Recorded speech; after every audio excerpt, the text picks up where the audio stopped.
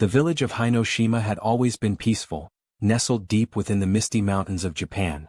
But as the winter solstice approached, a chilling rumor spread like wildfire. The Kage-no-Ken, the Blade of Shadows, had returned. It began with whispers. A merchant, found strangled in his own store, his body hanging like a broken puppet from the rafters. A wandering monk, his throat slit in perfect silence, his prayer beads scattered across the temple floor. No one had seen the killer, but everyone knew the legend. A ninja assassin, a phantom from the past, cursed to walk the night, striking unseen from the darkness. Some claimed he was a vengeful spirit, trapped between life and death, bound to a blood oath that could never be broken. Others swore he was merely a man, but one trained beyond human limits, his movements faster than sight, his blade swifter than thought.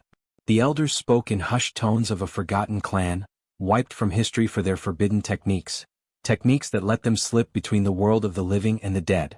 Ryuji, a young samurai of the village, refused to believe in ghost stories. Men kill men.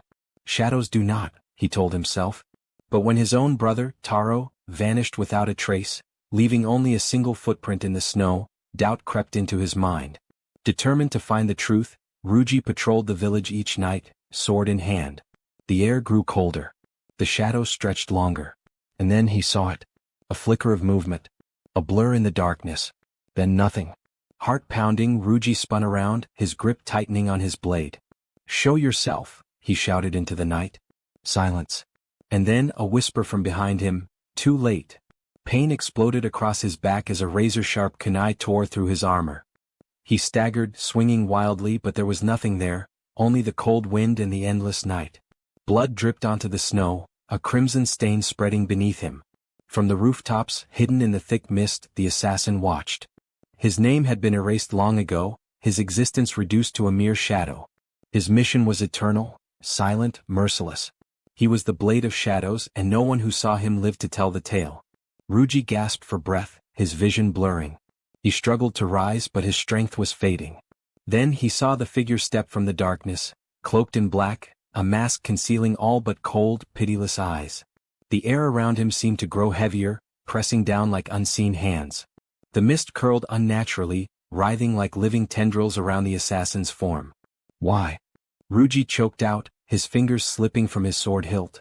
The ninja knelt beside him, tilting his head slightly as if considering the question.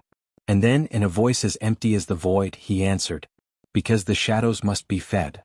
A final flash of steel. The village never found Ryuji's body. Only his sword, broken in two, resting in the snow beneath the blood-red moon. But the killings did not stop. Each solstice, more bodies appeared, lifeless and cold, their eyes wide in frozen horror. And every year, the mist grew thicker, the shadows darker, as if the village itself was being swallowed by an unseen force. The Blade of Shadows still walked among them. Watching. Waiting. Feeding.